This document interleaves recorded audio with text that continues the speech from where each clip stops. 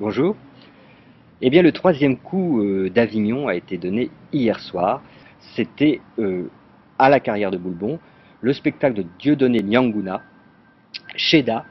Dieudonné Nyanguna, qui est donc un artiste d'origine congolaise, un jeune artiste qui est associé à cette 67e édition du Festival d'Avignon avec Stanislas Nordet, et donc qui nous a offert un grand poème épique dans ce cadre naturel avec de la roche blonde, cette falaise concassée.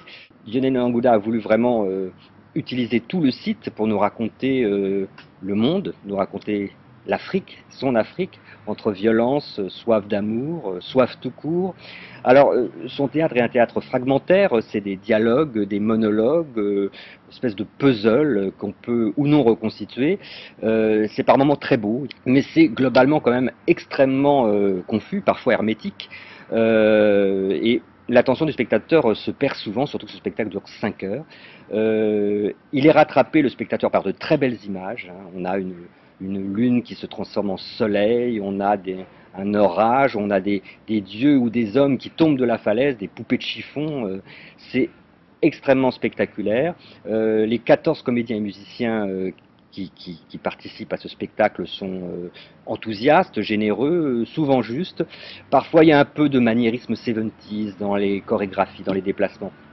On perd quand même un peu du spectacle parce il est trop touffu, trop confus.